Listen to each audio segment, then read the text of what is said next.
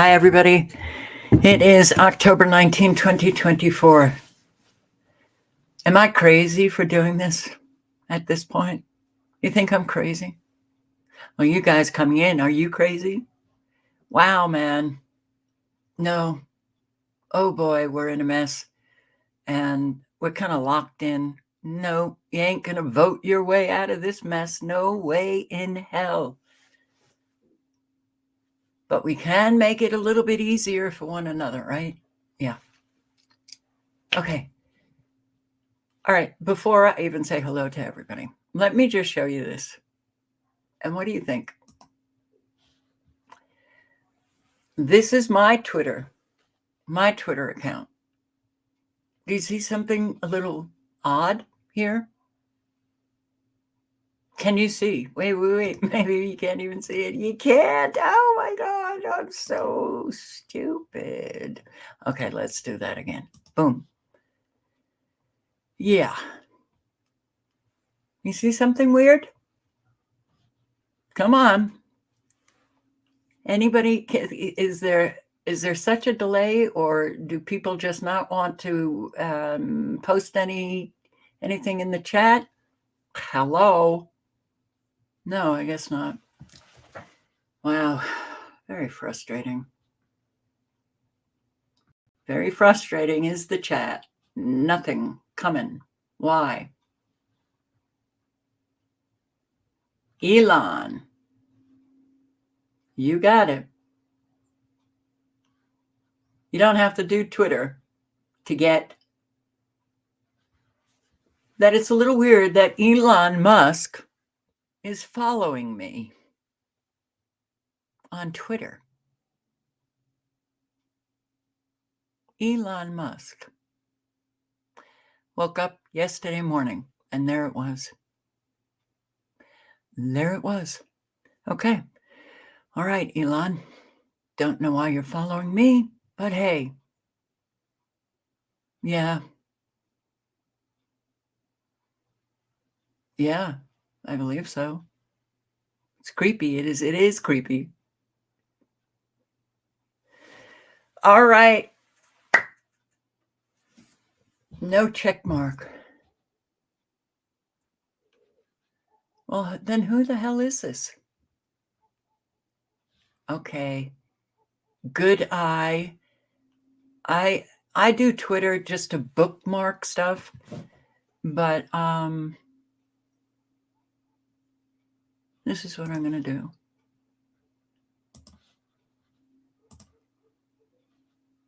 I didn't even click on that person. All right, this is going to be difficult to find. Maybe not. Let's see. It was yesterday. Just okay.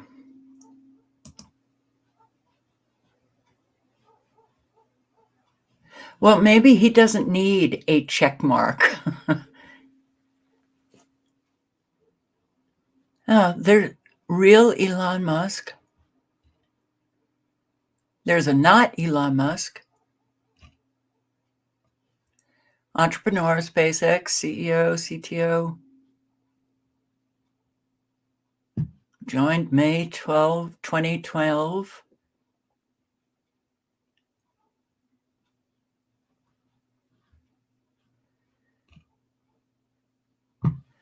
All right. Well,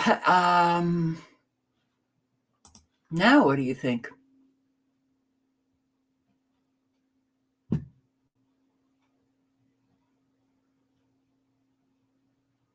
He doesn't need a check mark. He's the owner of Twitter.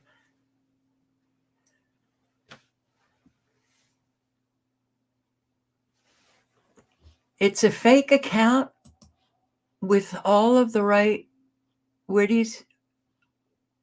134 followers. Why am I so non-observant these days? But who, pray tell, is this? Ugh, I don't even care. You know what? This is what I want to do right now. Right now, even before we look at radar, okay? Because I just saw this, and boy, I can't even remember. No, that's not true. The subscriber here makes me laugh. So, but I laughed out loud. Maybe that's a good way to start, right? Here we go. Yeah.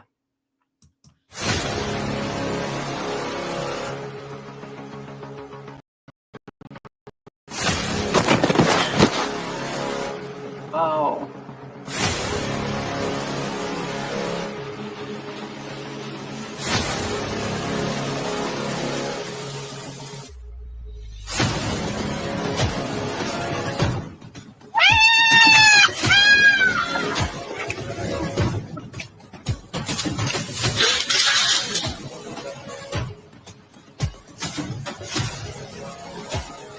You don't have to be scared of the kitty.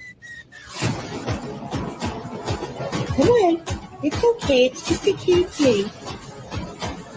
Hmm? Okay.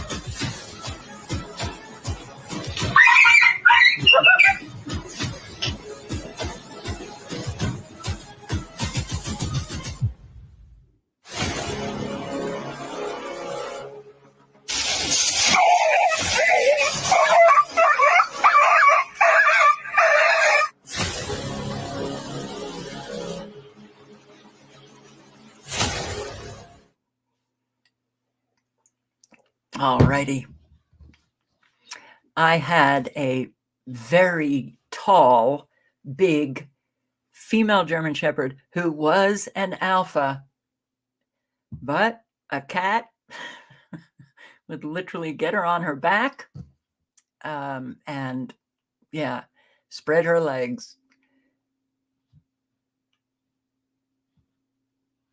Okay. Lots of fake Elon accounts.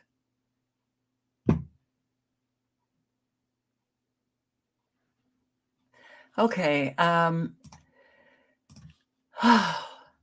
can breathe a sigh of relief. And I didn't even think to check all the details. What the hell is wrong with me? I think I just don't care. Even if it was the Elon Musk, I could care less. So let's look at radar.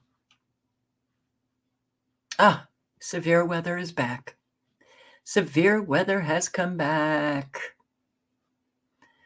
I don't know. Were you missing it? I wasn't missing it, but it is. New Mexico.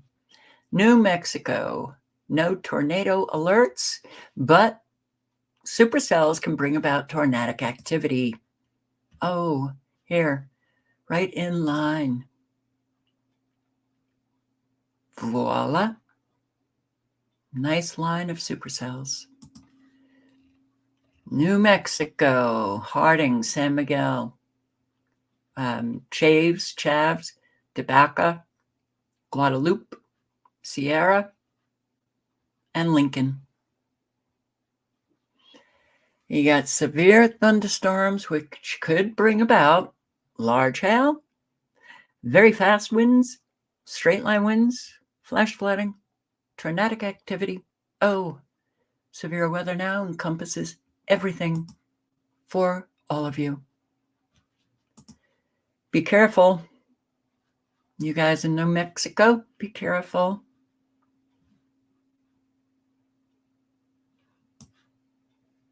Oh, apparently Hurricane Nadine showed up, but now we have Hurricane Oscar. All right. When I looked at the forecast model, I did not see any hint of Nadine, but maybe that was just outside the radar. So, yeah, I couldn't see it. Poor dog. Okay, so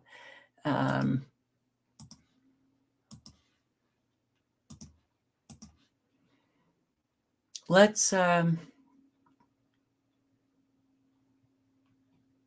started doing the flooding and the severe weather events. I mean, in other countries. First, look at this in France.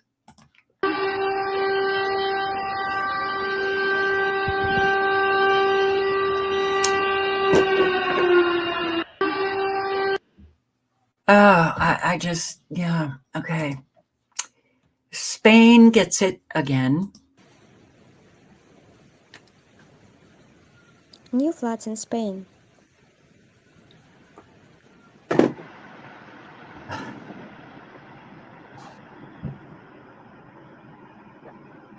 After severe floods hit Andalusia, heavy rains continued in Spain, and are now driving the municipality of Tamarit de la Terra in the province of Huesca.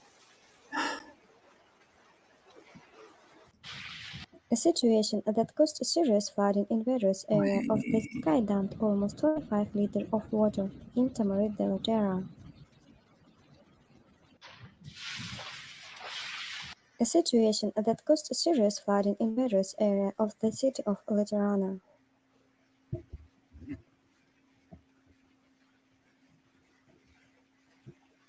The rain surprised many people who found themselves outside.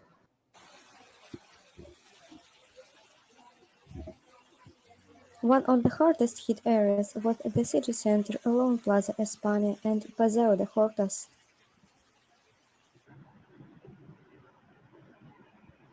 The city Wow. council is conducting its first damage assessment.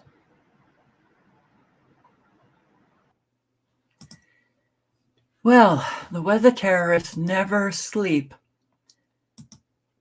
They love destroying. Flash flooding in Italy. Again.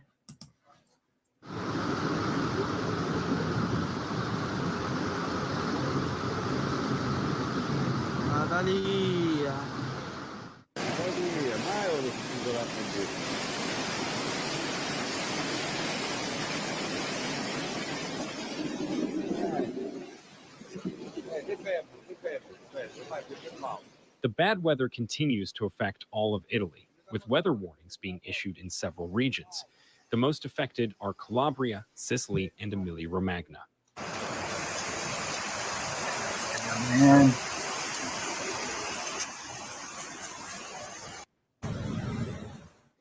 Torrential rains, wind, and fog have led to the closure of schools, offices, and urban areas in various parts of the country. Fire brigades and civil protection teams are active across the country to prevent any risks. Some people have been forced to evacuate, while others are stuck in their homes with restrictions on leaving.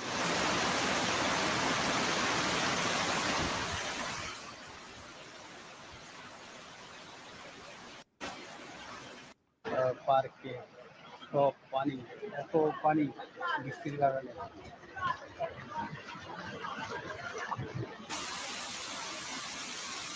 Oh my God.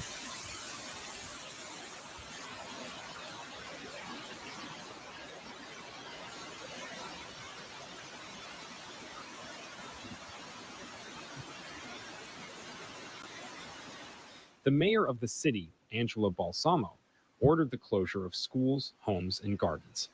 An emergency phone number has also been activated.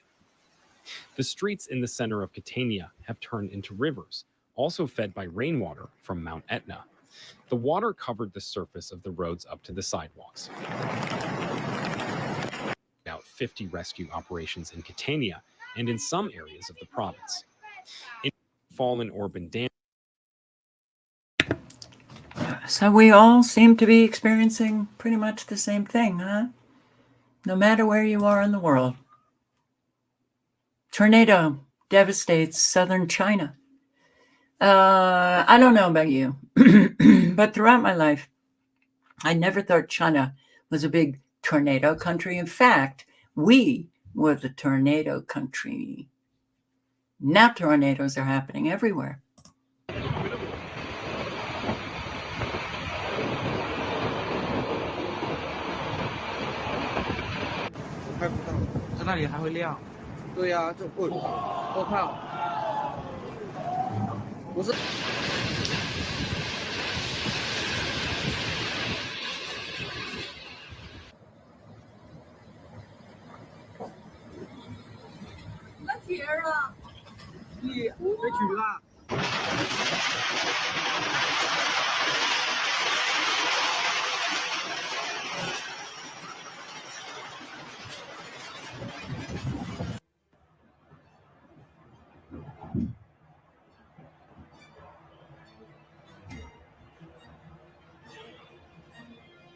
Nature's fury can be both awe-inspiring and terrifying. Nature's fury. Nature's fury. So, yeah, a whole lot of destruction.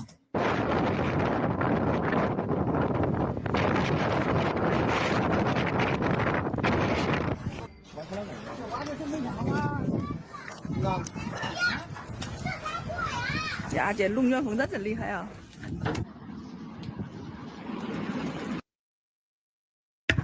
I'll post the link if you want to see more destruction, but yeah, they're at it. They are at it. And they're not going to stop. Unfortunately, this is what we have to live now. Oh, this hurricane just took a shocking turn. Yeah, sure did. In a shocking turn of events, we now officially have Hurricane Oscar in the Atlantic Ocean. And this has come out of basically nowhere. It was literally not even named 5 hours ago, and it is now a hurricane. You might be wondering, where is Hurricane Oscar? Is it this area over here? Actually, no, that is Tropical Storm Nadine that just made landfall in Belize. And we'll talk more about that here in a moment. You might think it's this area. It's not that either. This right here is Hurricane Oscar. This is one of the smallest hurricanes that we've ever seen in the Atlantic Ocean, with maximum sustained winds at 80 miles per hour. It is a very tiny hurricane. The eye is only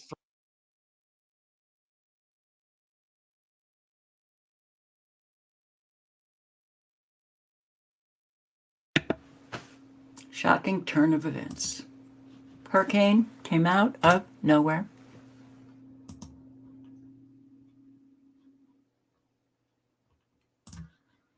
Link is in the chat.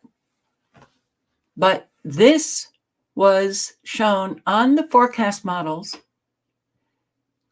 about a week ago that was coming into the Gulf. Now I guess it decided not to come into the Gulf.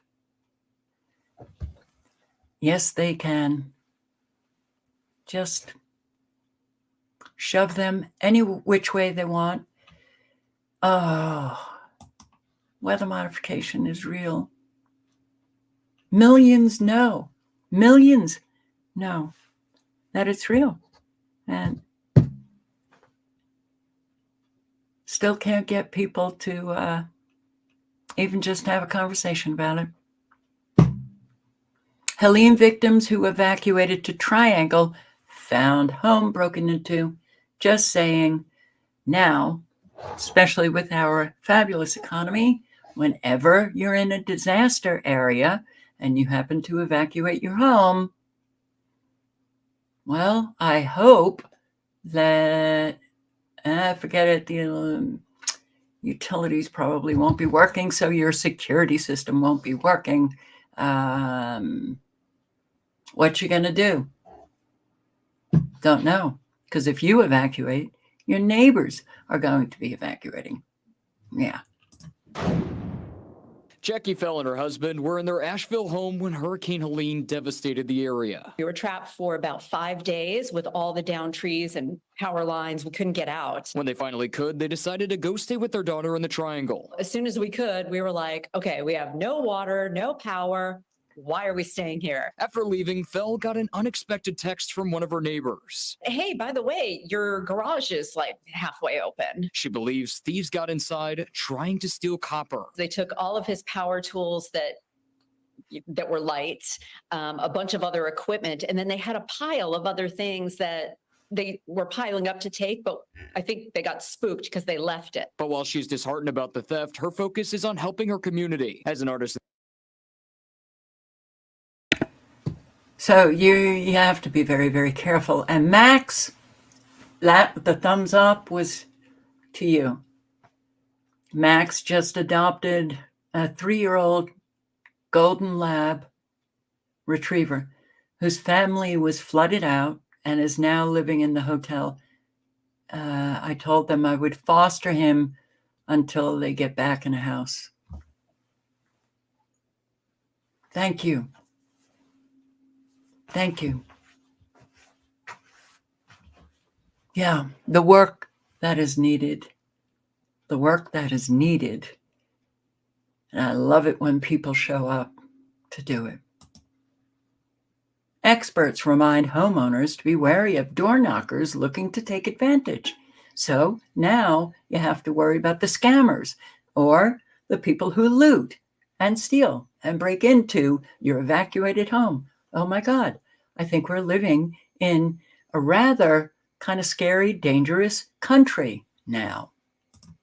But first, we're keeping an eye on your money as recovery efforts continue. Tonight, we are breaking down what would your next utility bill look like, how the storm will impact your property taxes, and how to avoid scammers. This is 10 Tampa Bay at 6. I'm Dave Wagner. And I'm Eric Glasser in for Courtney tonight. You can still see debris piled up outside damaged homes across the Bay Area as contractors and others file into neighborhoods. And we're making sure homeowners stay protected. 10 Tampa Bay's Aaron Parsegian is here with what you should keep in mind before you sign on the dotted line. Neighborhoods like Riviera Bay here in St. Petersburg were ravaged by the hurricanes. The damage is evident everywhere you turn, and people are tired, seriously considering moving, and that leaves them ripe to people trying to take advantage. This is kind of what we're seeing basically in every home around here. Do we Every single house. have an idea of how many homes About impacted? about 1,200 just in our neighborhood. You hear these numbers? 1,200 just in her neighborhood.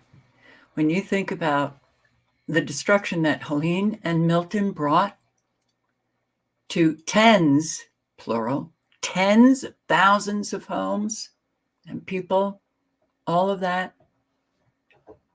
And with our economy, what the hell are people going to do? Okay. Yeah, that's a lot. Courtney Stein's home included, damaged by feet of water. We had 4 feet inside, but we know the drill and we know what the neighborhood needs. Now gutted, it serves a bigger purpose. Cleaning supplies. A space for people to come and pick up anything they may need. We just wanted to help the neighborhood. I felt like we were a little less frazzled than some just because we've been there, we've done that. And the realtor by trade is helping in other ways with tips for neighbors who may have not been through this before. Very first time. Including how to deal with the flood of door knockers. A lot of these people are scammers. Some of them are legitimate, but there's a lot of scammers out there that are taking advantage of these people. She's been meeting with hundreds to let them know to check contractors' licenses and insurance. And those people offering cash to buy your damaged home, be wary of signing anything. They're trying to get bottom dollar, pennies on the dollar for your home. And, their goal is to pay the least amount and they don't have your best interest in mind. So I think it definitely is worth it for someone to have representation or at least talk to a professional, someone that specializes in the industry, and get a home valuation from them. It takes a village to recover from the devastation. And Wonderful, this woman. She just lives in the neighborhood, but she's been through the flooding before. And she's out there putting herself as, okay, ask me the questions. And she's providing a service. This is what neighborhoods need. This is what communities need. Right?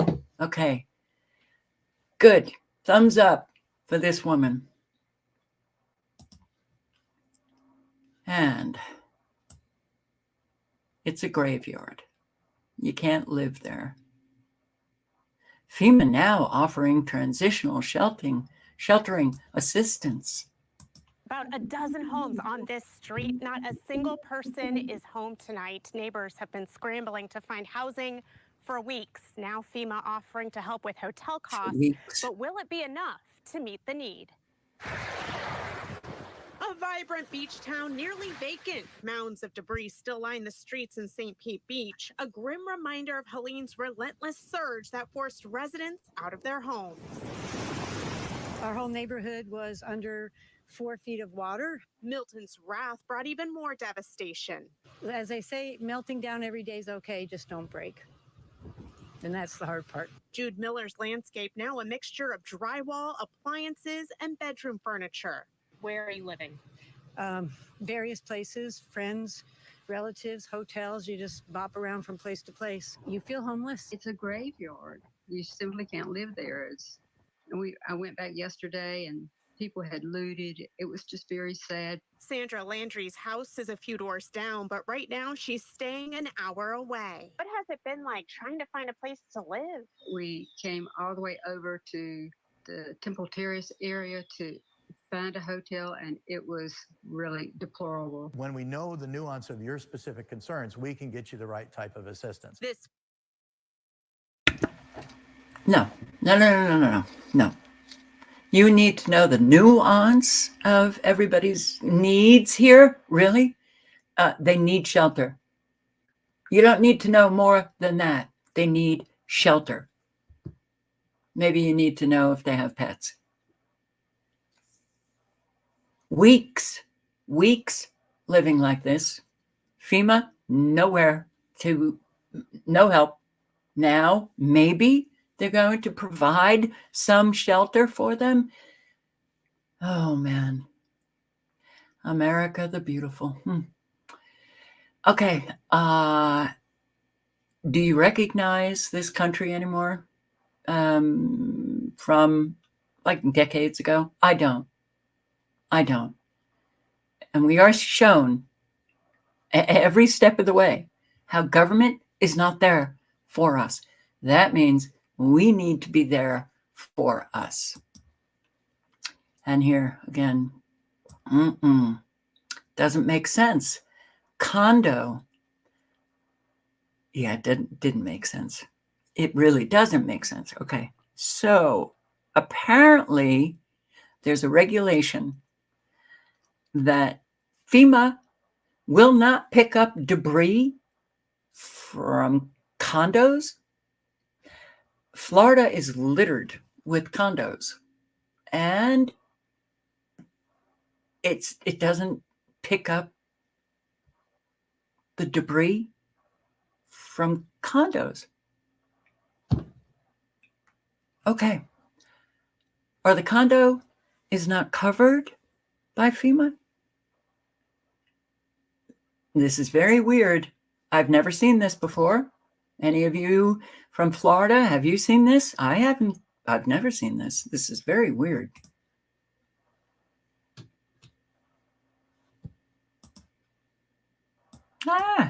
Come on. Off. Good. Where, when, and how debris is picked up and dropped off at the dump are still top of mind, and many condo owners are learning they'll have to foot the bill to even get it removed. ABC Action News reporter Micah Paluska has more on FEMA regulations making some people scratch their heads. And this is also weird that the volume, I don't want to blast you guys out, but the volume is very strange. What's going on? You have this setup. All right. Heads. We've been showing you guys. Hang on. I don't have any assistance, so it's not like I can say, hey, can you fix the audio? Let's see. Who, where, when, and how debris is picked up and dropped off at the dump are still top of mind, and many condo owners are learning they'll have to foot the bill to even get it removed. ABC Action News reporter Micah Paluska has more on FEMA regulations making some people scratch their heads.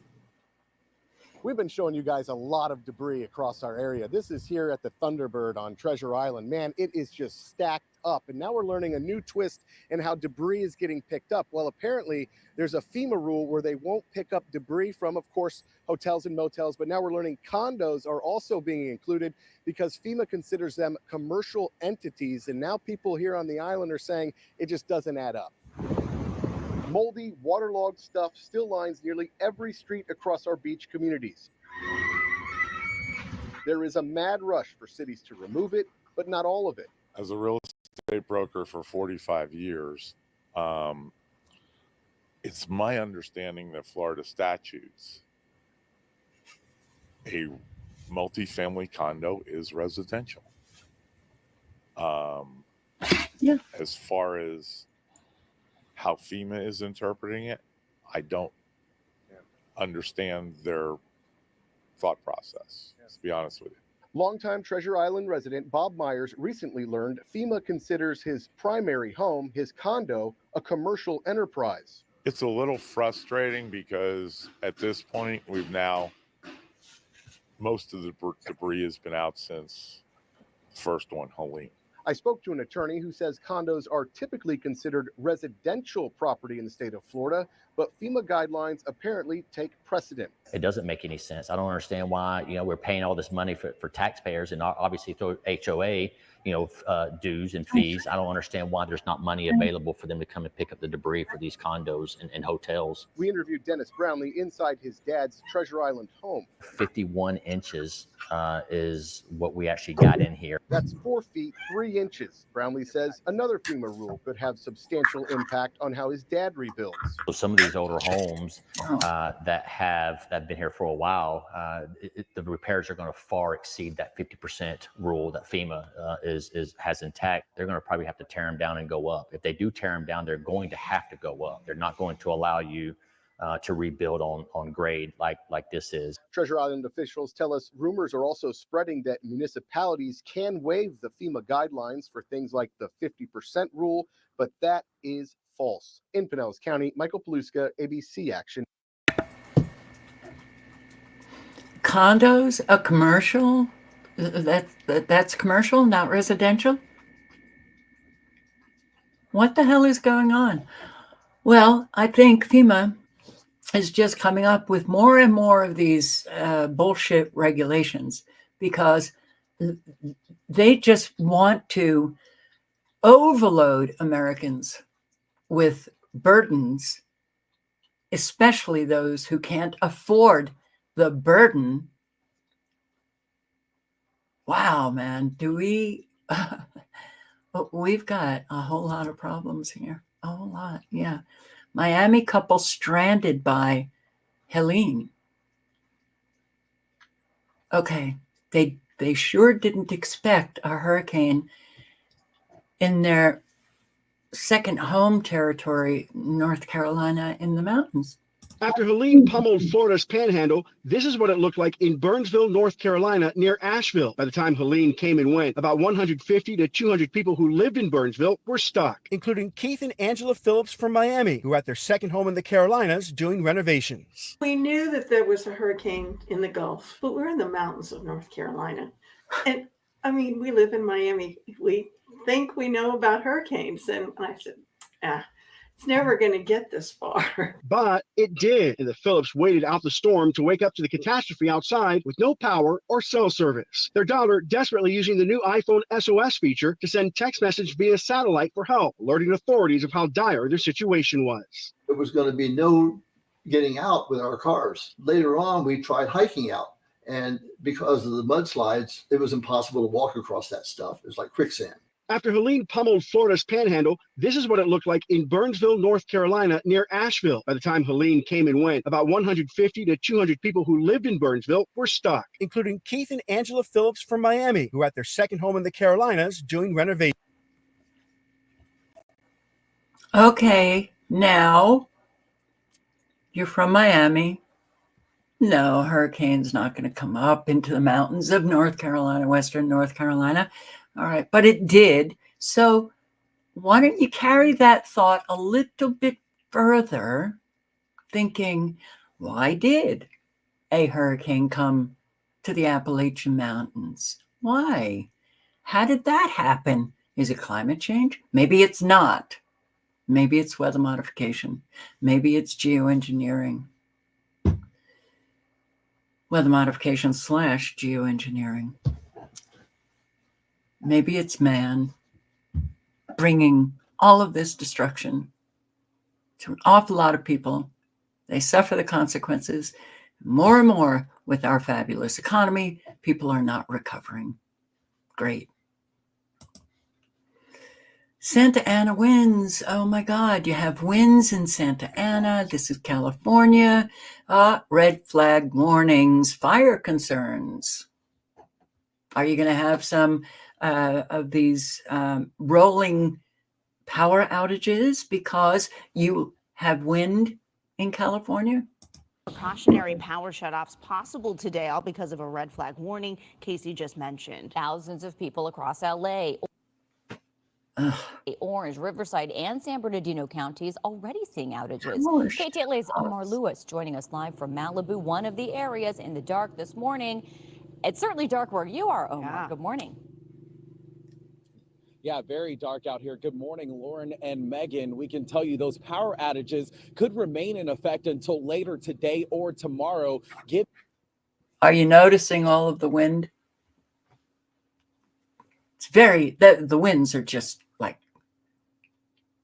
non-existent.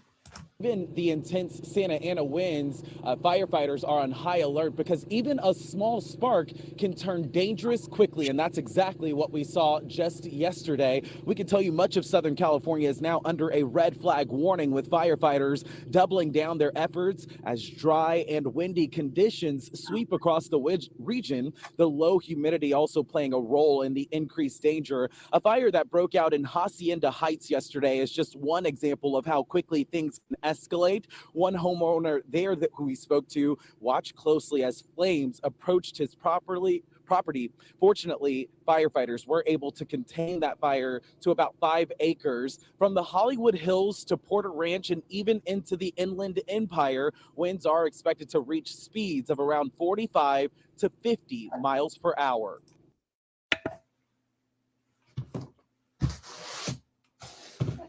Shut off your power. Too bad for you. Wind is coming.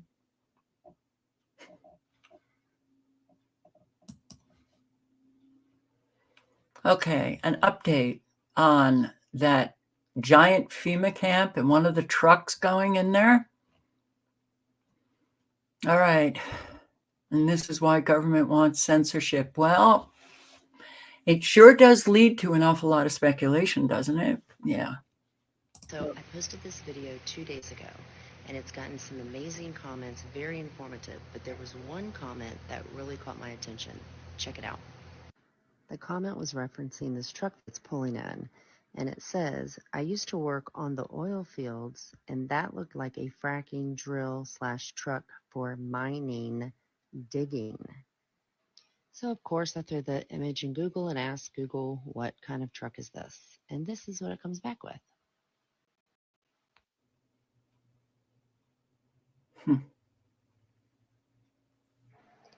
So the next logical question to Google is, hey, what are these trucks used for? Look, there's that word drilling again. Okay, to be fair, lots of industries drill. So what are the top industries that use this particular truck?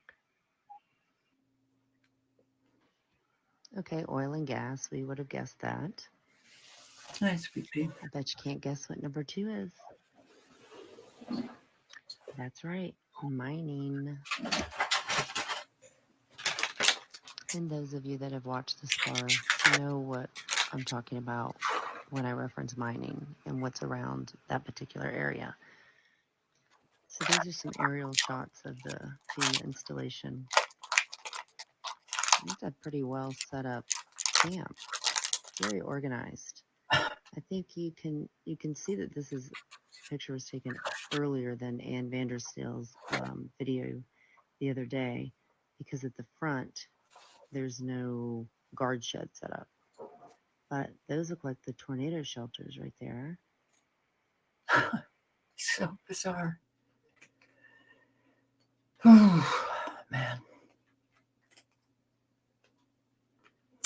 In a few days, this is what FEMA built for FEMA. They've done a pretty nice job setting it up for these 700 responders that are going to be coming in. Wink, wink. Anyway, somebody also made a comment to check the job boards in the area. There's a lot of jobs in the mining industry that they're hiring for. Coincidence? Oh, I'd be curious to see a drone picture of the camp now and what all is there. That truck is definitely a little suspect, but there may be good reason. I don't know. But the job boards are something to check if anybody has information on that, as well as what this other comment was referencing on this that has just happened September 27th. Oh, it's the DoD directive. Military has been authorized. They can shoot and kill Americans. Okay.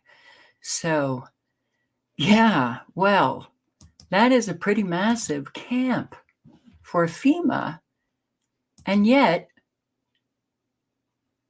still people are saying they don't see FEMA up there. What are these employees, 700 employees? What are they supposed to be doing? And who owns the property? A Ukrainian. So, yeah, it is very suspect. 700 FEMA employees. Okay. It's winter. You can pretty much, it's winter temperatures up in the mountains. People don't have homes, don't have electricity, don't have water. But this is for FEMA employees, so they're comfortable. If they can do that for the employees, they can certainly do it for all of those who have lost their homes, right? Yes, of course. But FEMA doesn't do that. Okay. If Americans can't stand up for one another and start screaming their bloody heads off, I sure hope that their focus is on helping those Americans that they know are in desperate need. North Carolina Hurricane Helene victim has a question for Kamala Harris. Where's FEMA? Where's FEMA? And when you think about the green agenda, turning everything green, getting rid of gas stoves, getting rid of these kinds of stoves. When your electricity goes out, these are a lifesaver. So are gas stoves. So when you don't have any electricity and it's 30 degrees out. For 2 weeks. And you don't have hot water to take a shower, you make hot water on the stove to take a bath. So we are boiling water to put in the bathtub to take a bath because it's too cold outside right now for a instant heated propane hot shower that has been a luxury for the last few weeks. For sure. Yeah. No electric. Where's FEMA? Still asking, where is FEMA? Oh, I guess they're all down at the camp.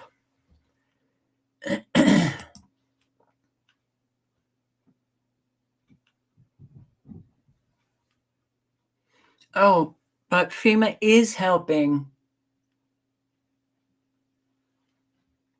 And this is very weird. Okay. No, it's not FEMA. I think it's the Border Patrol. The Border Patrol. Here. Oh, come on. Wait a second. I'm going to have to carry that over to the other browser because look at the manpower that they've got working there. It is pretty impressive. Woof. Woof. Hey, you. Here we go. Ready? Don't, don't, don't.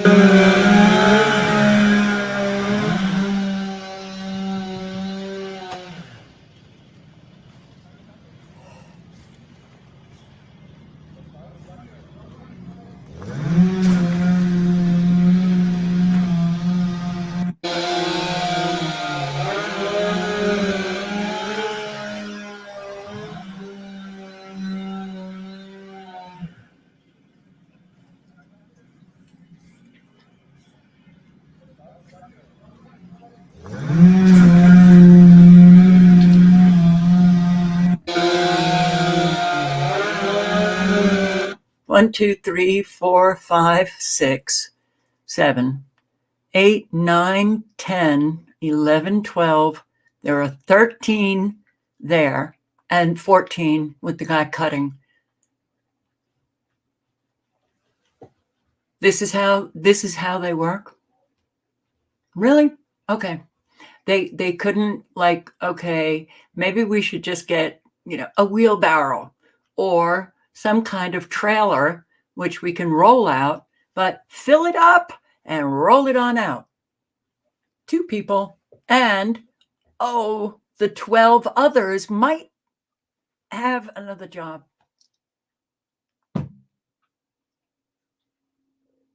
This is insane. This is insane. Okay. Is it purposeful? I think it is. I really do. I think, the abject incompetence of our government, regardless of what agency they are working with, we are seeing it on a daily basis. And I don't think we were this stupid always, right?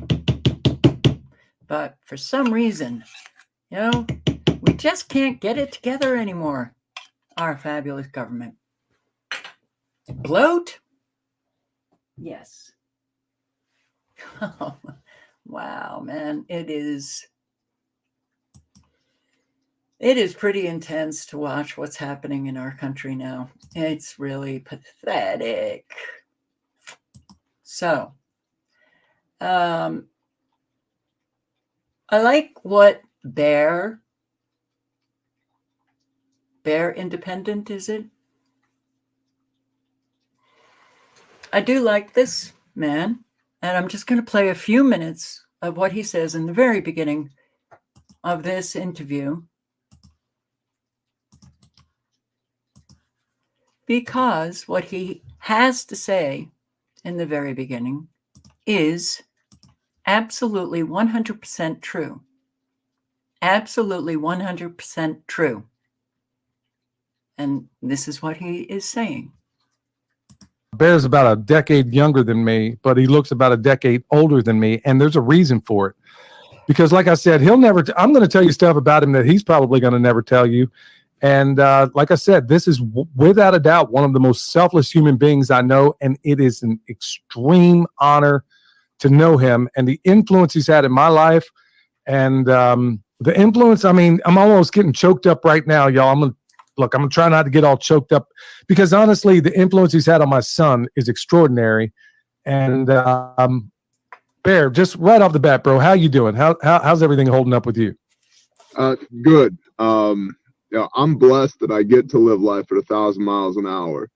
I think it's good for men to go do meaningful things, to work with their hands, to have a positive influence on the world. And not only do I think it's good for us, I think it's required of us, especially as believers.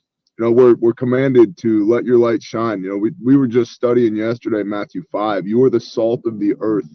You are the light of the world. You are a city on a hill. What's salt for? It's for the preservation of life. It's antimicrobial, right? It's antibacterial. It's how you make covenants, right? It's required when you bring an offering. That's you, right? And you are the light of the world. And of course, you can read in John chapter 9, Messiah says, I am the light of the world. Well, if he's the light of the world and you're the light of the world, how exactly does that work?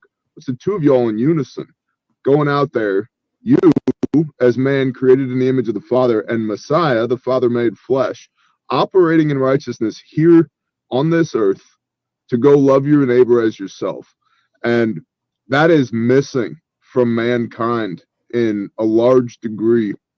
And I think you could see that with men these days, wandering around aimlessly, addicted to their smartphones and limp-wristed and bent spines, and they're missing the purpose of life.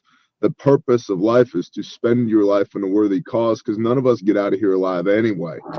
And I'm blessed that I get to do that. And that's why I look 20 years older than the last time you saw me, because we deployed Grindstone Ministries for the 46th time to your neck of the woods, Eastern Tennessee, Western North Carolina, with the expectation that, it's a hurricane. We do hurricanes, no big deal. Bring me skid steers and track hose and chainsaws and bottled water and food, and we'll handle this. That was the easy part. It has been unlike any other deployment we've ever been on, absolutely unprecedented. Number one, because a hurricane in Appalachia is unexpected, right? The topography was already challenging. The communities we're serving were already isolated intentionally. They wanted to be isolated. They wanted to live up on the side of the mountain away from everybody else, and I get that.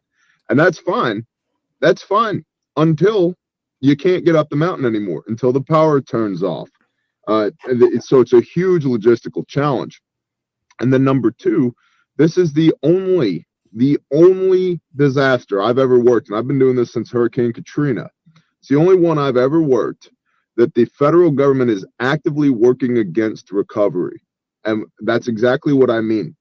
Typically, we accomplish recovery, and by we, I mean the American people, accomplish recovery in spite of the government. The government never helps. They've never helped. They're never going to help. That's not their job.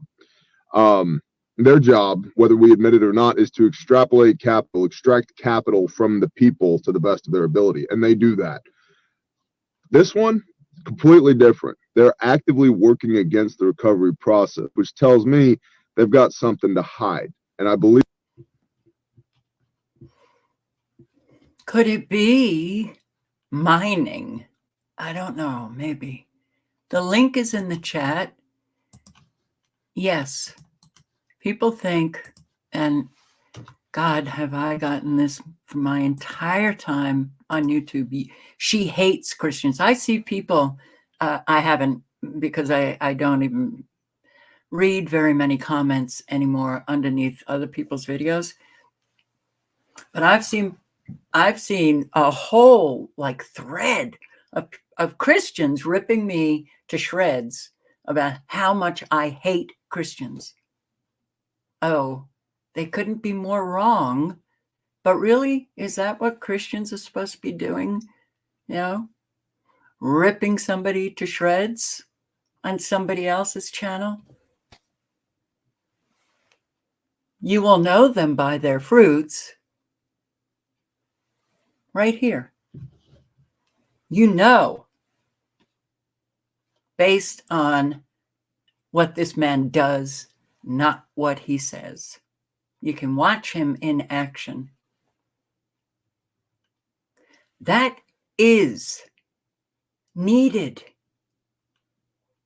So the Christians who aren't doing anything in their community, who aren't really helping other people in need to face themselves in the mirror and ask, why?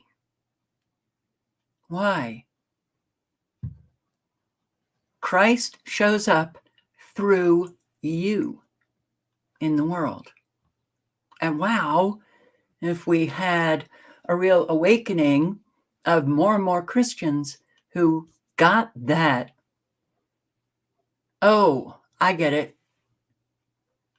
I am to be operating in the world as best that I can in a Christ-like fashion.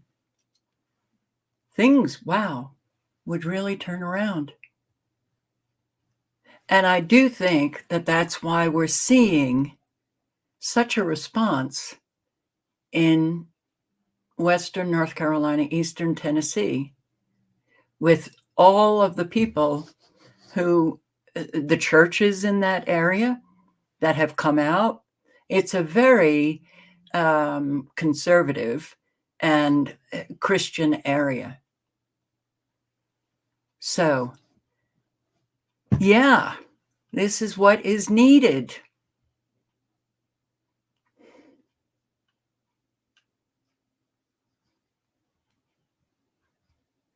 Those who are waiting for Jesus to come and fix things, as far as I'm concerned, whoa, you've missed the point. Jesus within. And you manifest the Jesus that is supposed to be coming.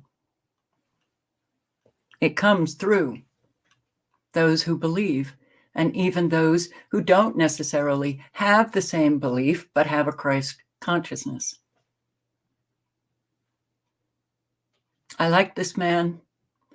I came across him just a couple of days ago, and every time I hear him, I have growing respect for him. And this man too, who is, yeah, Western North Carolina helped sponsor a family, Operation Mountain Relief. Okay, so let me just put it back a little bit. He's just talking about how the churches are really coming together in that area, which doesn't surprise me, because we're talking about an area of people who have lived there. Some people have moved into it and maybe lived there for 15 years, but you're talking about generations who have lived there, not a wealthy area whatsoever. And you got a lot of small churches in that area, not the mega churches that close their door when there's a flood, like what's his name in Houston? Joel Osteen, who, oh, sorry, no, you can't come in here. Hurricane Harvey, remember that? Okay, so, yeah. And one of the reasons why I'm focusing on this is because we need to relearn how we live here in the United States. We need to relearn how to live in a meaningful way as Americans. And I think a lot of the people who have come together, not just those in North Carolina, but from all over the country who have come to help, they are our power of examples. And should something happen in your community, it is required of all of us to be of service. Even if you lose your house, there are people who have lost their house. Those who are not dead, they're helping one another. That is what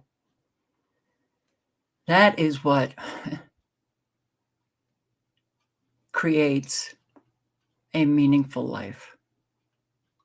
As they brought in supplies through Swannanoa and those areas, Lake Lure, they're just pretty much the communities are gone.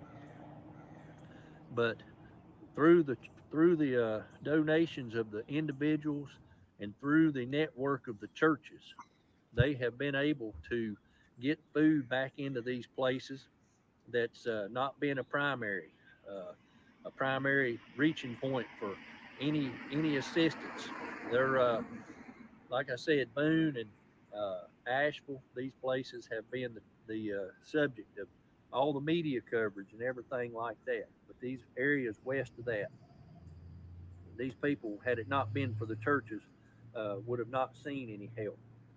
But like I was speaking of, the recovery phase is the phase now where they're needing winter clothing. They're needing, and this is for men, women, and children. They're needing coats and sweatshirts and hoodies. They needing new underwear, new socks. They're needing sleeping bags, pillows, blankets, and so forth. Now, I'm going to leave in the description here a big list of stuff. There's some houses that are standing, and these houses they've got their neighbors in the house with them, some shelter. They may not have power yet in these devastated areas. But folks, it's cold out here this morning. You see, I'm wearing a hoodie. We're sitting at 40 degrees this morning here in central North Carolina, and I'm at the Ranneman Midway Wesleyan Church this morning to send this out to let you know what we got going on. Now, this church here is a donation center set up for the hurricane relief, and we've We got the basement of the church over here, and there's rooms of stuff that's been donated, and most of it's new.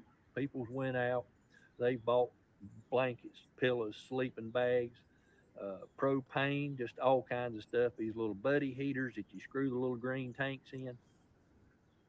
And these people in the mountains, some of them have a generator, but these blankets are going to be crucial to hang up over the door casings to help hold the heat in a single room, so that it'll hold the heat.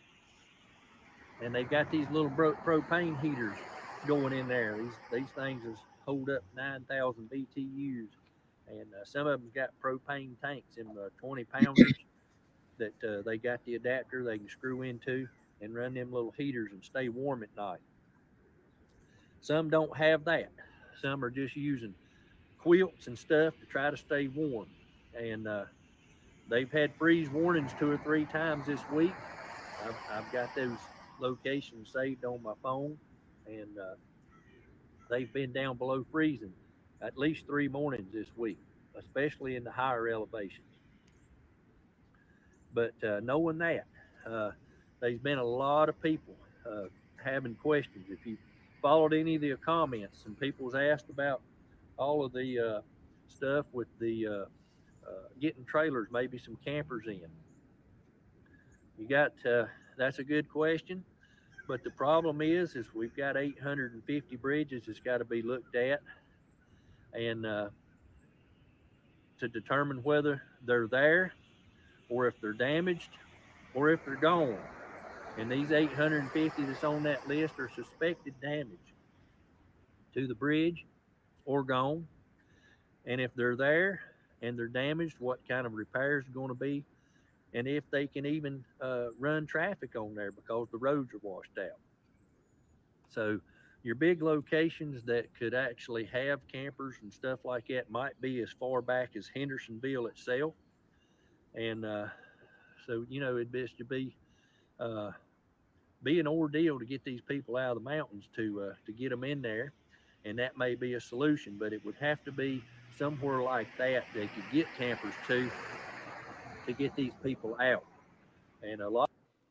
Wow, there's a whole lot to think about here. The link is in the chat.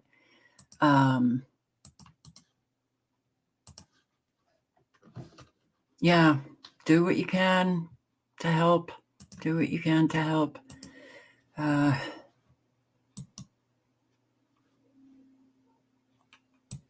thank you to all of these men. All right, I'm going to post the link. Yeah, if you want to take a look at this, they're posting on weather modification. And they're actually, listening to the first part of this when they're talking about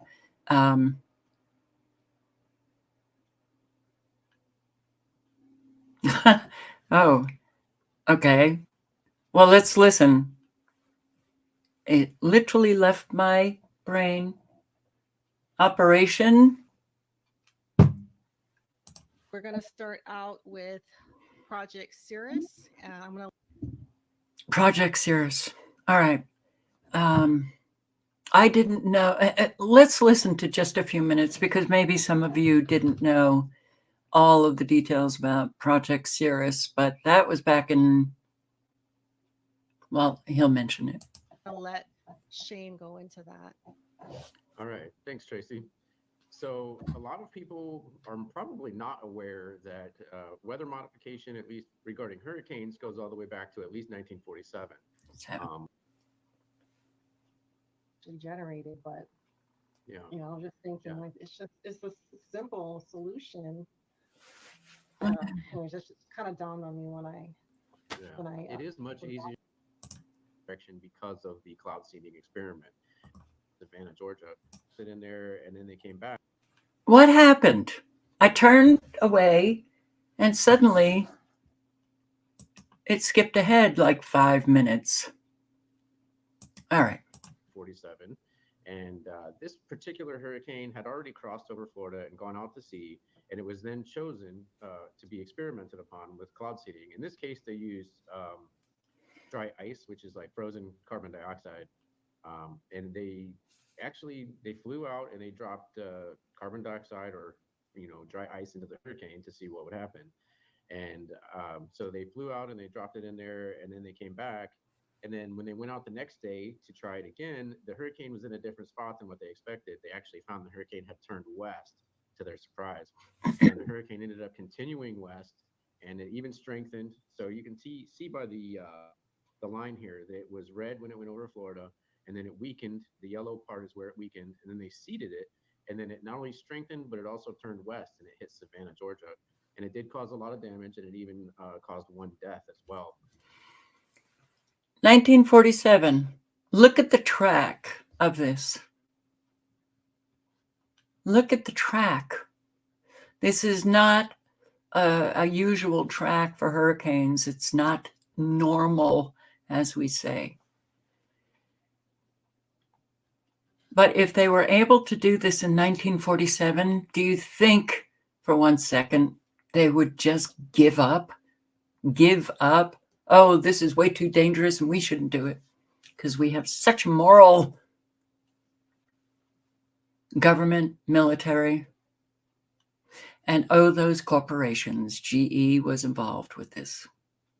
Okay, so not a long video. You might want to check it out. Circulate, circulate, circulate. And boy, do we have the toxic level in our environment from so many different sources is way high. I mean, virtually everything now that you buy at a store is toxic. Moment and think about this question. How much black plastic do you have in your home?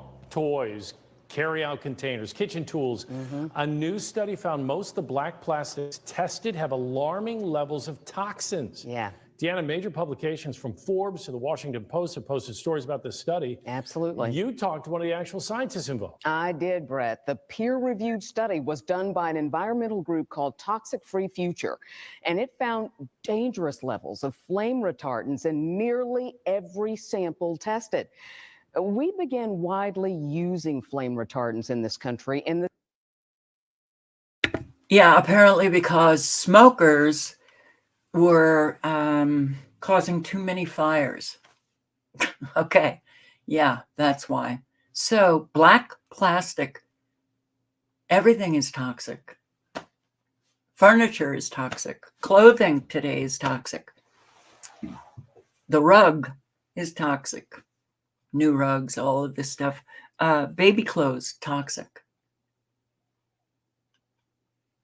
Everything. It's a mess. And we are number one for all nations. USA, USA, USA. Number one in all of the toxic products, toxic food, toxic air, toxic water, toxic rivers, toxic everything.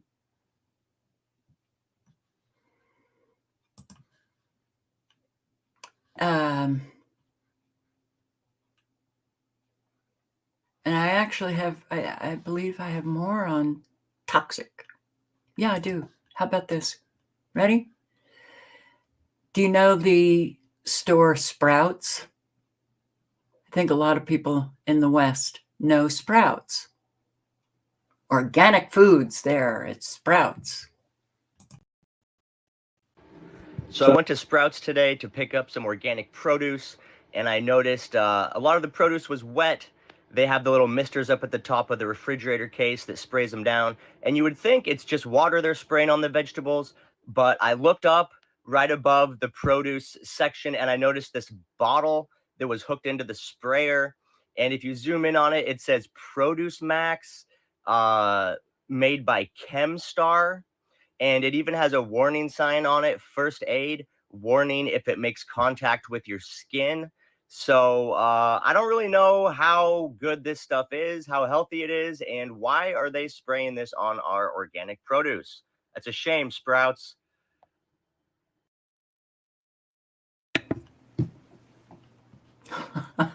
Wow. So when you see that mist coming down, try to, find out what is being sprayed down, to make all of the vegetables and the greens look fresh. Please read the ingredients before you buy something. Here, I think this woman is giving a field training session. Raise your hand if you're a pickle person. Sorry, I'm gonna burst your bubble if you love these ones. Cucumbers, water, vinegar, salt, garlic, spices, calcium chloride, firming agent, 1 out of 10 of 1% sodium benzenate preservative, natural colors, EDTA, color retainer, and turmeric. Sodium benzenate, was that one in here? Allergic reactions, and it's a known carcinogen. Can anybody tell me what that means? Known carcinogen? Cancer causing. We got fresh cucumbers, water, salt, distilled vinegar, contains less than 2% of dried garlic, calcium chloride, sodium benzenate, spice, mustard seed, natural flavor, dried bell pepper, polysorbate 80, and a different name of turmeric that I've never seen before. So I don't know what that is. Polysorbate 80, immunosuppressant, infertility. Fun fact about polysorbate 80, it is also in shots because it opens the blood-brain barrier. Polysorbate 80 is known to open your blood-brain barrier. What does that mean? Your brain is protected by a thin lining, the blood-brain barrier. Polysorbate 80 opens that pathway to allow chemicals, metals, preservatives to then go into your brain. I learned this, and I was like, you have got to be kidding me. Nope, no joke. And I did see, but I can't find it, this video where there was a big protest of moms outside of Kellogg's. Anybody else see that? Kellogg's cereal. And they had a petition, and they wanted to meet with those higher ups in Kellogg's to take out dyes and another ingredient that no other country permits. But yeah, we permit it. That is so dangerous for children in particular. And no higher up would agree to meet with them. So now they want to start a nationwide ban on Kellogg's. I mean, I don't know. There were a couple of organic cereals that I did like. I don't even buy them anymore because wheat, it's taken over. Our food supply has been taken over. So wheat, genetically modified. Oats, genetically modified.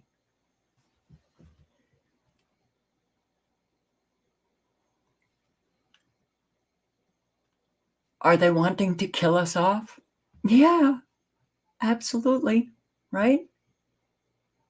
Absolutely.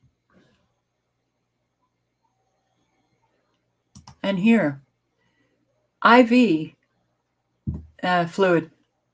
What's going on? What? Oh, we do know what's going on. We're at war and we are being attacked, and the enemy is within. I had one follower who told me that her boyfriend was told instead of coming in for his IV fluids after his chemotherapy, he would just have to do the best he could at home. And if he couldn't hold anything down, he'll go to the emergency department and then hopefully they'll find some. Hospitals across the country are grappling with an IV shortage after flood damage from Hurricane Helene halted production at this North Carolina plant owned by Baxter International, which makes 60% of the nation's IV fluid. Like when a patient's blood pressure drops to 60/20, you want us to limit IV fluids and not give them a bolus, like use tap water? Ma'am, I'm so sorry you haven't been able to keep anything down over the last 24 hours, but here's some Gatorade though. Like what? IV fluid is salt and water in a bag. It is insane that something so abundant would end up being in shortage. Even more insane is the reason for the scarcity: greed. Just as hurricanes are driven by man-made climate change, this shortage stems from deliberate choices to concentrate control over essential medical supplies. The link is in the chat. Oh God, I can't. Climate change. Jesus, I can't. Done. Done. If you want to hear the remainder, click on the link, man. But wow, we are just getting screwed every which way. You walk out your door, you walk back in your door, it doesn't matter. You just, Americans, man, we really should have held people accountable for everything that they were doing. But that was a scary thing. Oh, but you're playing the blame game then. No, I'm not. Just, hey, someone's doing something wrong and it needs to be pointed out so that they stop doing it. Oh, but people will disapprove of me. We have reported extensively on the terrible living conditions at some of the apartment complexes that the Aurora City Council are talking about. But this is an issue we hear a lot about in our newsroom from all over the state. Tenants often contact us when their building is without heat or water, or tell us about pest infestations or lack of AC during a heat wave. As more and more properties in Colorado are owned by limited liability corporations or LLCs, it can be difficult for a renter to know who to hold accountable. So we're taking a deeper look into how these industry changes are impacting Coloradans. Paint cans have been here since 2022 when they... Michelle Colarelli has lived in this Denver apartment building for 14 years. She often works from home as an instructional designer at a university. Michelle and the son she raised here never had a complaint when their property manager was on site every day. The common spaces were always clean.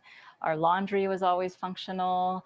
I just never struggled. I never had an incident to honestly report. All that changed when the building was sold to an LLC 2 years ago, and the upkeep of the property went to a real estate management company. Everything's electronic, and so there's hardly any human interaction. You send in a ticket. It oftentimes takes weeks for something to be repaired. If it does get repaired, there's little to no communication about it while you're waiting. That company, Deerwood's Real Estate Management, says in It's About Us, our foremost responsibilities are to ensure the safety of our tenants and the protection of our owners' assets. Our main goal is to achieve the highest possible return on investment for our owners. In Colorado, Deerwoods manages more than 100 residential properties and 65 multi-unit apartment buildings exceeding 1,400 units. And regarding the building where Colarelli lives, its CEO told us in a statement that Deerwoods has engaged in implementing a host of capital improvements to improve the security of the building, curb appeal, and upkeep and general living experiences for our resident base. Over 2 years, Colarelli saw her rent double. She says there were cosmetic renovations, but the commitment to security and cleanliness and responsiveness to tenants isn't there. Doors don't automatically lock, and residents track and send photos of litter, lack of upkeep, appliance problems, and oil spills. I'm always being told that they need to get permission from the owner, or that an external vendor is going to come and help clean or do whatever it is that we're requesting. And then we have to wait, and a lot of times there's no resolution.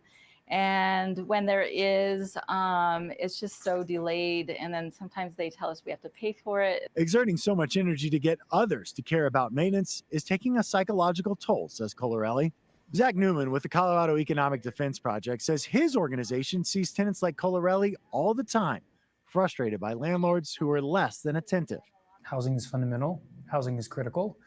And it is really hard for people in Denver and across the state of Colorado when this essential thing they need to live and survive is owned by an anonymous LLC that's owned by another anonymous LLC that's owned by yet another anonymous LLC. Newman says. And it's all over the country, Everything, the standard of living, all standards are plummeting. Yeah. Somehow,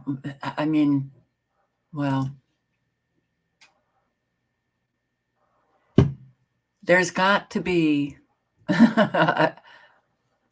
Americans uniting outside of that, man, everything is just going to collapse. Nashville homeowner faces nightmare after townhome reveals costly hidden damage. And wow, the damage in this. The wood is messed up all the way to here. Phyllis Harris is a first-time home buyer. When you walk in, you're going to feel how soft it is in the floor bucking. She put all her trust in other people to find the best home with her FHA loan 10 months ago. My problem is probably I trust people too much. FHA is a very strict person to deal with. If a doorknob not right, they not going to approve no loan. Now she's doubting everything.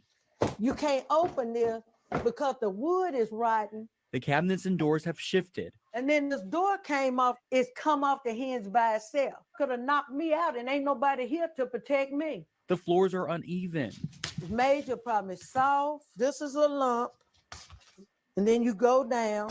And water in the kitchen sink. I have to do them like this. Will not go down the drain. I got one for food and one for dishes. Wow.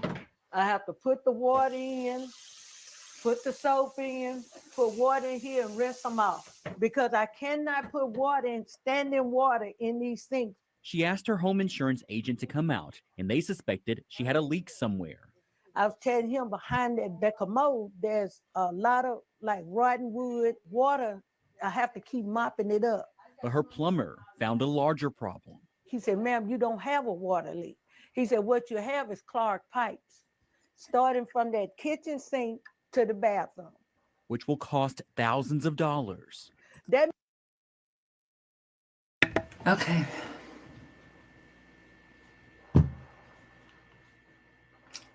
From all over, all over, there are so many Americans. The numbers just keep increasing every single day of problem. Everywhere they turn, poisonous food, problems with buying homes, problems with apartments, problems. We never used to be like this, so what happened? Okay. What happened? Demoralization means that the people don't have respect for themselves. And actually, whether consciously or not, they believe that this kind of treatment, they believe that this is what they deserve. The evil that the army of good was supposed to be pushing back, the army of good stood down, and now the evil, wow, is really running rampant in our face. Government approves firefighting foam to exterminate birds. The evil has been very, very obvious for decades and decades, 4 or 5 decades, with corporate takeover of farming, agriculture. How we treat all of our domestic animals,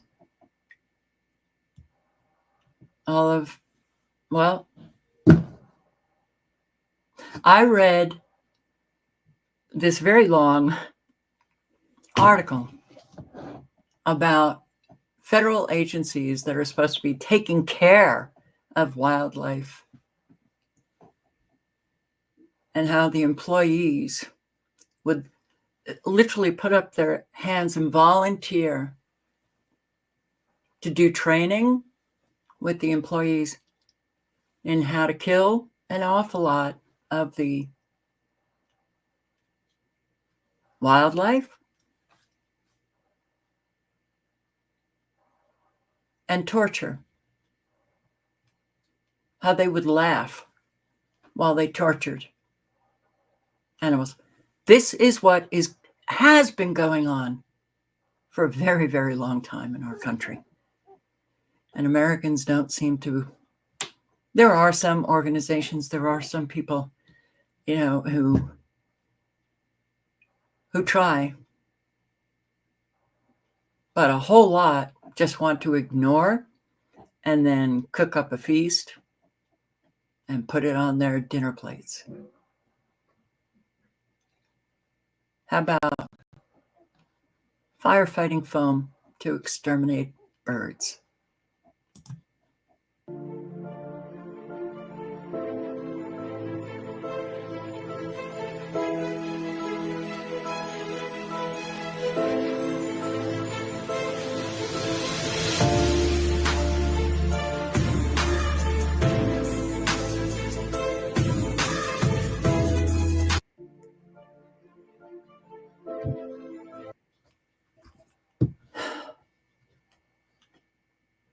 Yeah, something's very wrong with our country. Something is so grossly wrong with our fabulous country, and has been for a very, very long time. So, extermination, firefighting foam, extermination with that new product. Cancer cases in England hit record high, with almost 1,000 people diagnosed every day. Extermination going on all over the place.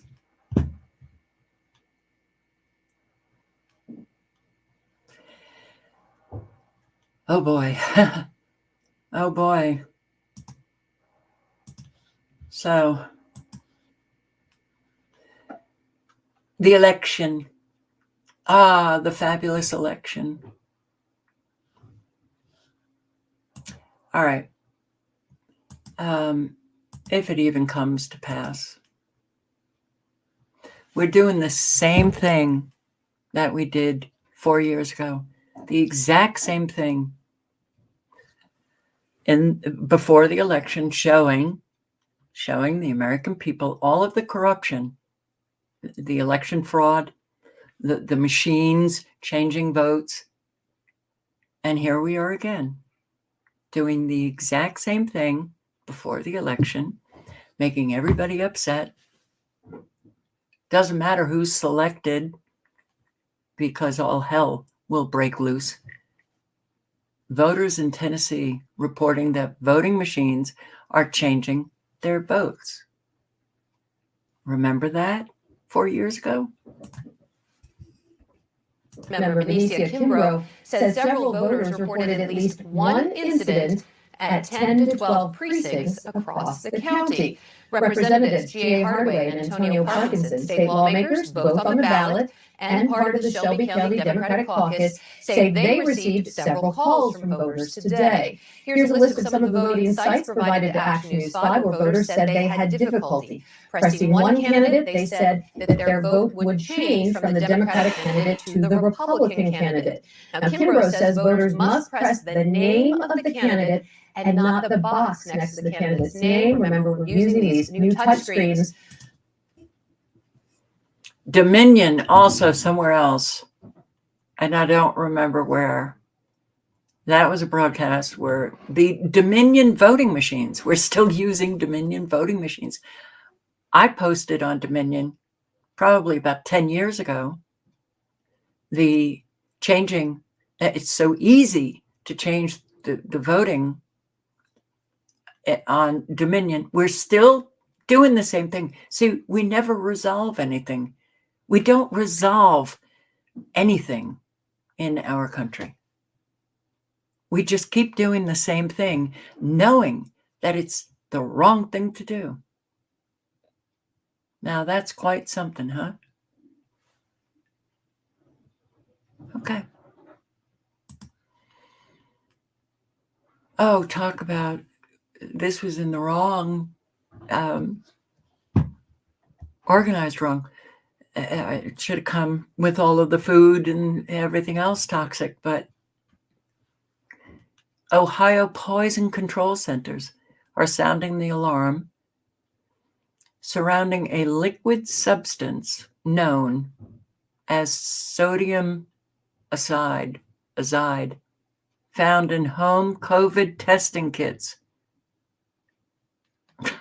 Ohio Poison Control Centers are sounding the alarm surrounding a liquid substance called sodium azide, found in some at-home COVID testing kits that could be toxic to children as well as adults if used incorrectly. Our toxicology community has been both surprised that this was the ingredient in some of the kits and also concerned. The Drug and Poison Information Center at Cincinnati Children's Hospital reports an increase in calls to their hotline related to accidental exposure to the substance. So far, nearly 40 exposures were reported there, and the problem is nationwide. We are one of 55 poison control centers, and nationwide, other poison centers have been reporting a similar finding, and there have been more than a couple of hundred exposures nationwide to sodium azide in test kits. It's just so much going on. I'll post the link if you want to hear more of this. I can't imagine any of you actually have a COVID home test kit, but maybe you know somebody who does, right? That's a possibility.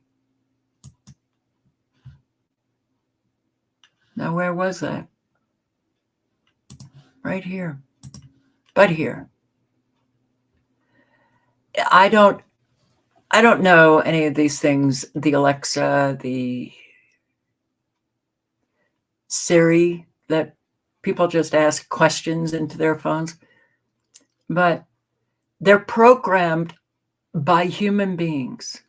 And I think Alexa, I don't know about Siri, but I just see a lot of people posting on Alexa.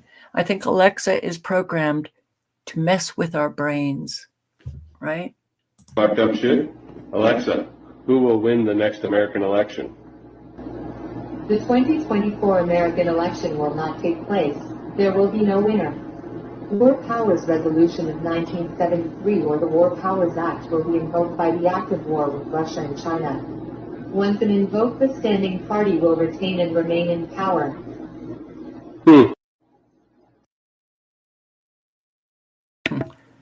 Did you hear it?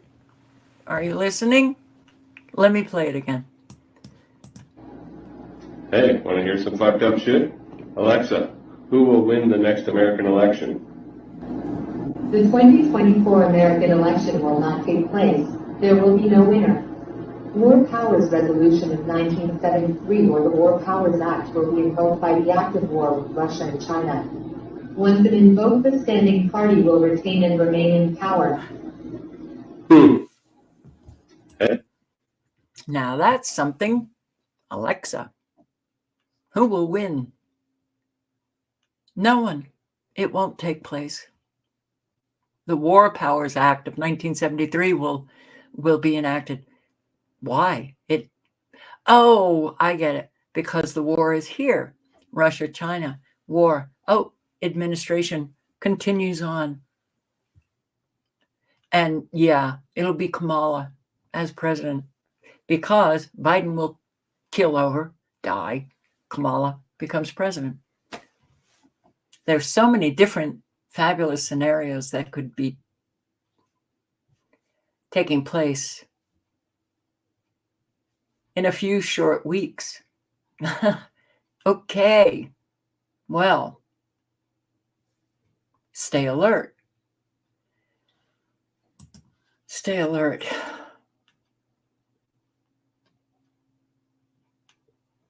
Stay alert. Now, do I want to go? Yeah. Not necessarily. I think I will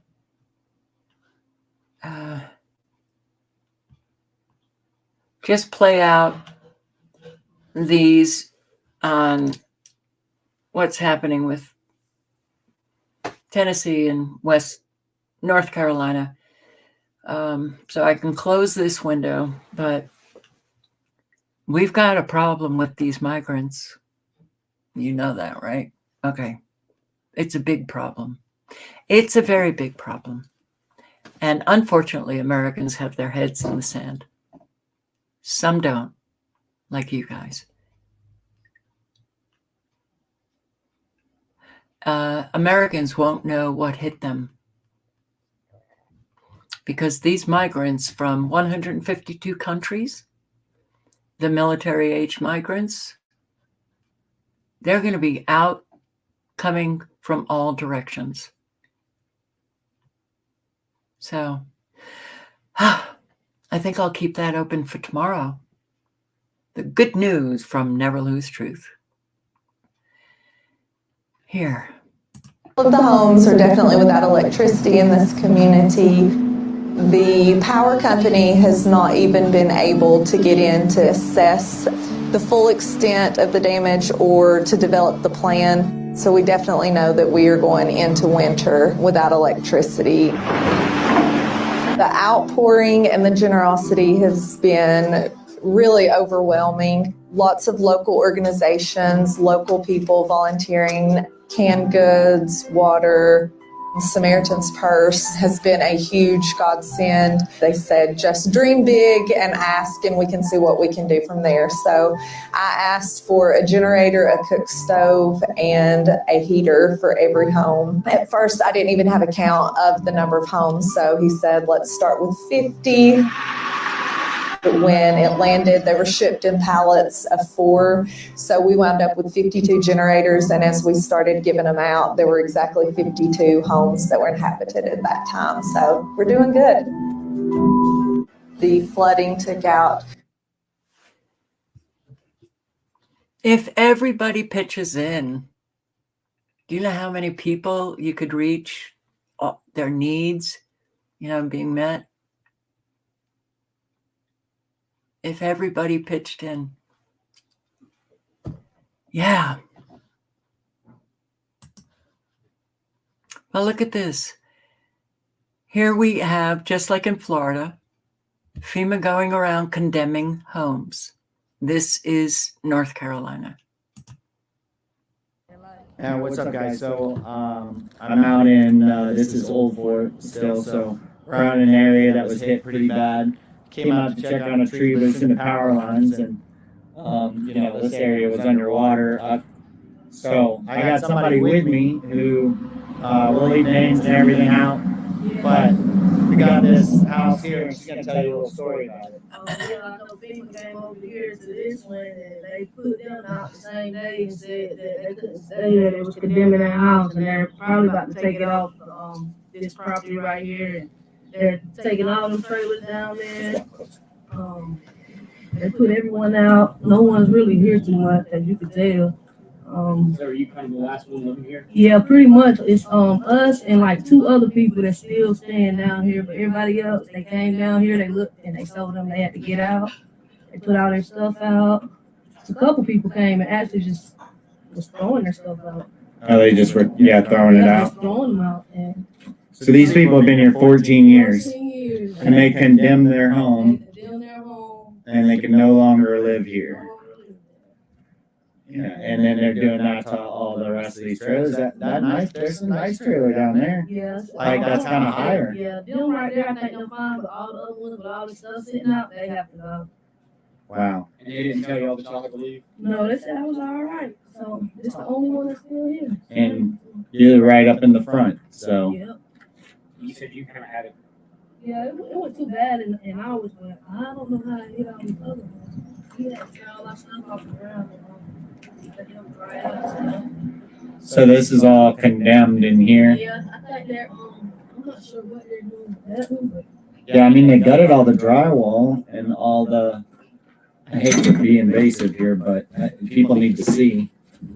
Yeah, they tore the drywall out and all of that. So they're condemning a lot of areas. Now, the people who are saying that this is not happening, it's definitely happening, and I wanted you to see a firsthand story. I mean, yes, that they look to be in bad shape, but they're still people's homes, and they could still be fixed. Like. The old one out here is like 80, and they had to actually get the fire people down here to get her out the house because she did not want to leave out. Oh, and she didn't want to leave. Surprising that you wouldn't want to leave your house that you've lived in. Yeah. Where you thought you might retire and or die at, you know? Well, that's what we got for you. I appreciate the story. Thank you. That woman that didn't want to leave was 80 years old. Condemning homes.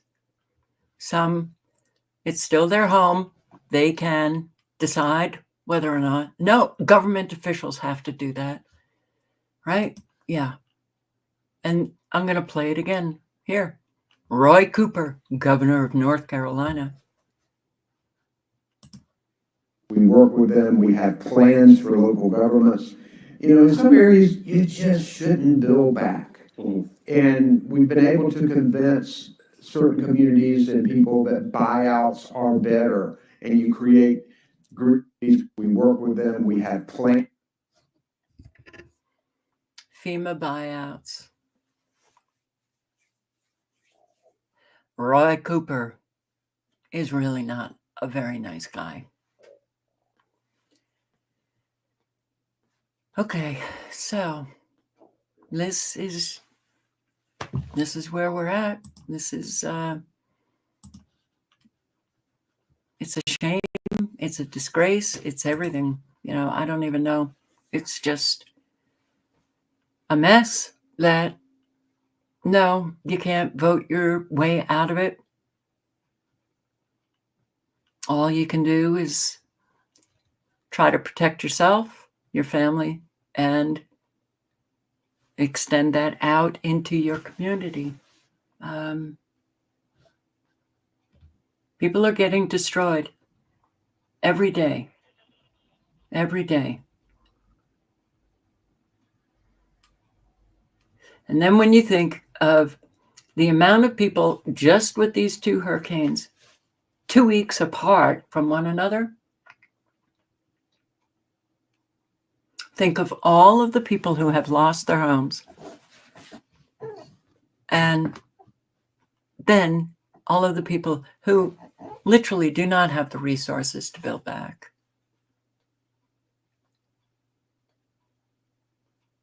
May not even have the resources for a lengthy hotel stay, to rent an apartment. Look at the unbelievable skyrocketing rent. So don't think that this is the same as 5 years ago. It's not.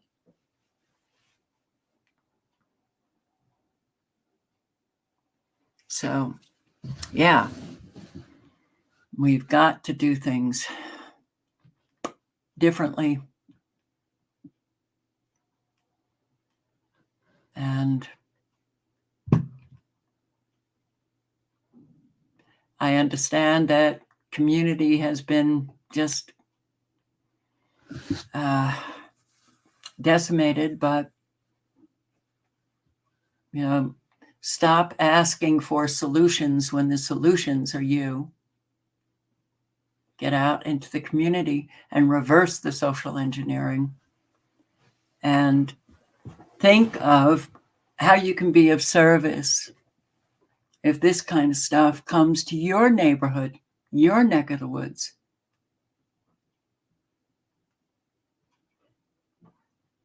Wow. All right, guys. I'm going to end a little early. I sure hope you all stay safe. I sure hope, that you are, trying to help your community, the animal shelters, the food banks. Everything is going down because, yeah, a whole lot of Americans don't do anything. And again, if we all pitched in, we would lessen the burden on all of those who do things.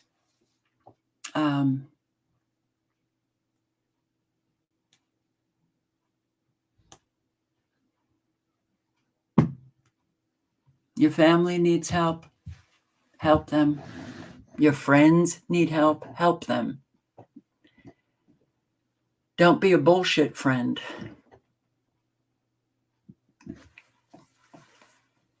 Yeah.